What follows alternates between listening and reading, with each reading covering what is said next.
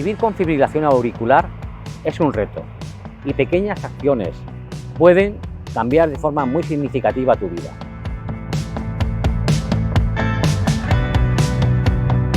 Es importante que cuentes con una rutina diaria para el cuidado de tu corazón. A continuación te presentamos algunas recomendaciones. Aprende a vivir con tu pulso cardíaco.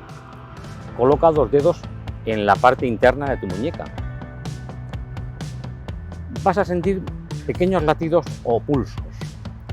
Cuéntalos durante 30 segundos. Multiplica por 2 esta cifra para obtener el pulso en el reposo. Normalmente debe estar entre 60 y 100 latidos por minuto. Si detectas alguna anomalía frecuente, consulta a tu médico, pues él hará estudios precisos. Cuida tu alimentación. Reduce el consumo de sal. Prueba a condimentar con ajo, perejil, limón o pimienta.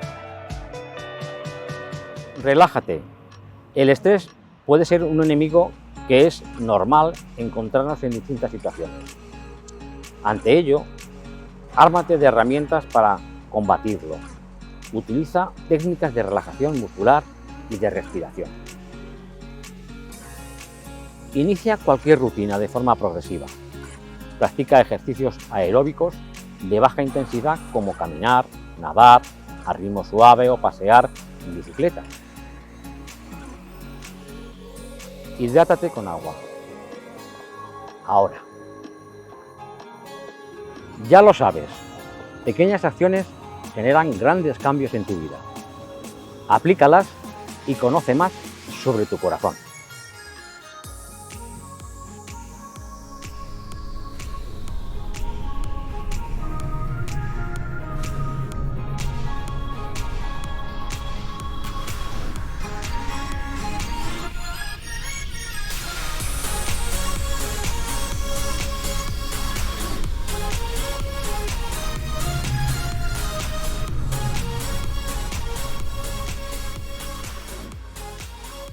La fibrilación auricular es la arritmia más frecuente en la población adulta. Se trata de una taquicardia auricular y denominamos taquicardia cuando la frecuencia cardíaca es superior a lo normal, y auricular porque se genera en la parte superior del corazón, en las aurículas. Concretamente lo que ocurre es un movimiento totalmente oscilatorio e irregular de la aurícula y por eso decimos que fibrila.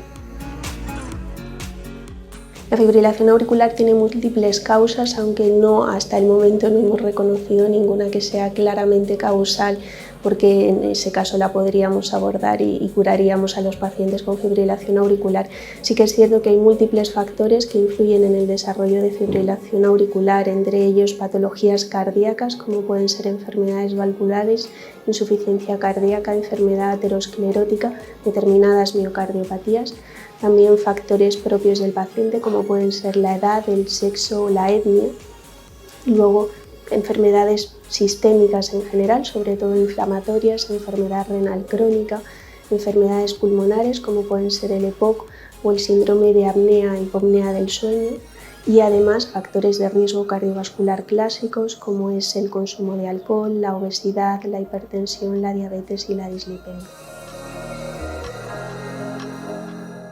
En general, la clasificación más habitualmente utilizada para establecer el tipo de fibrilación auricular es aquella que se basa en su cronología, y según esta establecemos un episodio como fibrilación auricular paroxística o a un paciente como que tiene episodios de fibrilación auricular paroxística si los episodios aparecen y desaparecen en menos de 7 días, cuando los episodios duran más de 7 días o bien requieren una intervención médica mediante cardioversión farmacológica o eléctrica, hablamos de una fibrilación auricular persistente de larga evolución si dura más de un año, y permanente cuando tanto el paciente como el médico deciden mantener la fibrilación auricular y hacer solamente un control de la frecuencia cardíaca.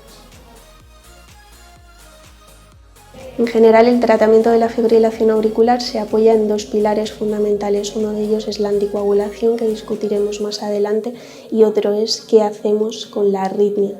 Podemos tratar la arritmia mediante fármacos para evitar que aparezcan nuevos episodios de fibrilación auricular o bien mediante procedimientos de ablación que pueden ser tanto quirúrgicos como endocavitarios o bien utilizar fármacos para controlar la frecuencia cardíaca en el caso de que hagamos un control de frecuencia en los pacientes con fibrilación auricular permanente. Las implicaciones para la salud son muy variables dependiendo del paciente. Hay pacientes completamente asintomáticos en los que el diagnóstico de fibrilación auricular se establece de forma incidental en un reconocimiento médico o en cualquier tipo de revisión, y hay pacientes muy sintomáticos habitualmente por palpitaciones, pero también pueden experimentar disnea o sensación de falta de aire, incapacidad funcional, dolor torácico. En general, las implicaciones para la salud a largo plazo es que la fibrilación auricular se asocia a un mayor riesgo de mortalidad, entre 1,5 y 3,5 veces, multiplica el riesgo un 20-30% de todos los ictus isquémicos son debidos a fibrilación auricular. Además, entre un 20 y un 30% de los pacientes con fibrilación auricular tienen insuficiencia cardíaca y pueden tener algún tipo de miocardiopatía que se manifieste inicialmente con esta arritmia. Y además entre el 10 y el 40% de los pacientes van a ingresar al año si están en fibrilación auricular y no está bien controlada.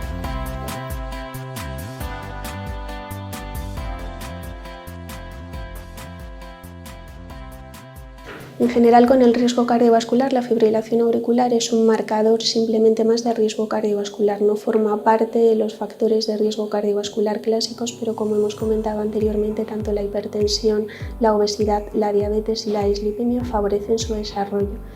Con los ictus sí que tiene una relación directa y, como he dicho, entre el 20 y el 30% de todos los ictus isquémicos están relacionados con la fibrilación auricular, porque lo que ocurre cuando un paciente está en fibrilación auricular es que se forman émbolos o pequeños trombitos en el corazón, y esos émbolos, cuando salen por la aorta, pueden ocasionar ictus, pero no solamente ictus, sino infartos a nivel de una mano, de un pie, intestinales, que den lugar a la muerte del territorio que estuviera irrigado por esa arteria que se ve ocluida por el trombo.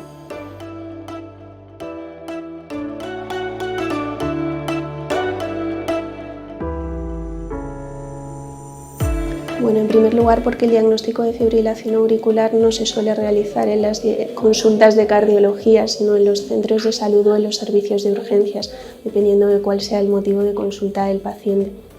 Entonces, cualquier facultativo debe saber si un paciente tiene indicación de anticoagulación, cómo iniciarla, qué fármacos puede utilizar y luego cómo tratarla, aunque sí que es cierto que para hacer un abordaje más específico de la fibrilación auricular lo suelen derivar a la consulta de cardiología, es deseable y es lo indicado. Pero no solamente para iniciar los fármacos, fundamentalmente los fármacos anticoagulantes, sino que los pacientes anticoagulados, siempre que vayan a ser intervenidos de cualquier tipo de intervención quirúrgica o incluso intervención dental, necesitarán unas indicaciones específicas sobre cuándo abandonar la anticoagulación, si es necesario o no, dependiendo del tipo de intervención que se van a realizar, y además el resto de fármacos que podemos utilizar para controlar la fibrilación auricular, muchos de ellos también interaccionan con otros que se utilicen por cualquier otro motivo. Entonces, siempre que un paciente esté en fibrilación auricular, tome fármacos anticoagulantes y cualquier otro tipo de fármaco antiarrítmico, pues el facultativo que le vaya a prescribir un nuevo fármaco deberá chequear previamente que no interacciona con el nuevo fármaco que va a iniciar, y por eso es precisamente necesario un abordaje multidisciplinar, o al menos que todos los facultativos conozcan los fármacos que está tomando el paciente y cómo pueden interaccionar entre ellos.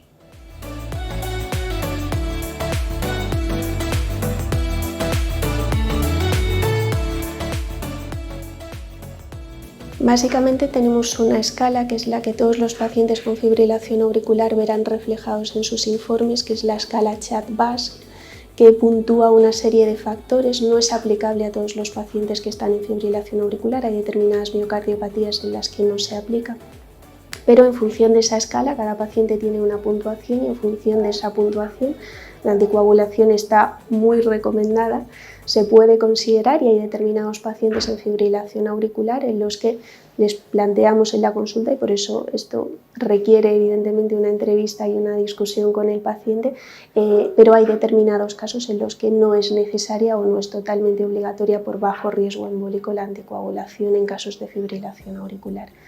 Las opciones de tratamiento de las que disponemos para realizar la anticoagulación son básicamente los fármacos antivitamina K, el acenocumarol o sintrón y la warfarina. Son fármacos que se toman vía oral una vez al día, pero que requieren un control periódico que habitualmente se realiza en los centros de salud para valorar que el INR esté en rango. El INR es el parámetro de laboratorio que medimos para el control de estos fármacos. Entonces, habitualmente cuando se inician estos fármacos también se requiere el uso de heparinas y siempre que se abandonan deben retomarse también con heparinas. Y la otra familia de fármacos son los nuevos anticoagulantes orales, que son fármacos más modernos, aunque ya llevamos muchos años utilizándolos. No se pueden aplicar y no son de uso generalizado, no se pueden pautar para todos los pacientes que tengan fibrilación auricular y también tienen sus restricciones y sus indicaciones en función de función renal y otra serie de fármacos, pero son fármacos que se toman también vía oral. La posología es variable dependiendo de los 4 que utilicemos y son la otra opción terapéutica.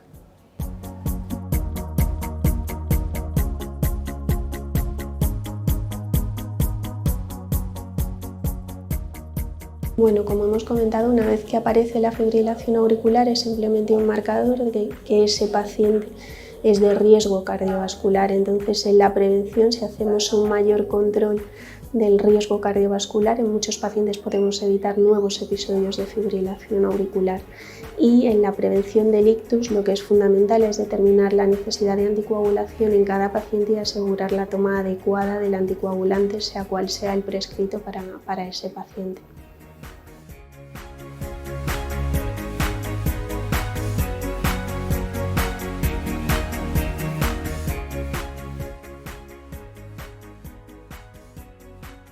Bueno, las comorbilidades pueden ser múltiples, por eso su médico en la consulta, una vez que lo diagnostique o habitualmente en la consulta de cardiología, veremos cuál es la que más está ejerciendo su influencia para el desarrollo de fibrilación auricular. Es simplemente pacientes que son mayores, no tienen otros factores más allá de la edad y sobre eso no podemos actuar. Pero evidentemente es muy importante el control de la tensión, el control de la diabetes, del colesterol, la ingesta de alcohol en muchos pacientes es determinante de nuevos episodios de fibrilación auricular, la obesidad, el control de los problemas respiratorios, de la CPAP si la precisan por apneas del sueño. Entonces, en cada consulta específicamente a cada paciente se le indicará qué cosas puede mejorar o cómo podemos evitar nuevos episodios de fibrilación auricular, pero por eso es necesario que todos los facultativos que tratan a ese paciente también estén implicados.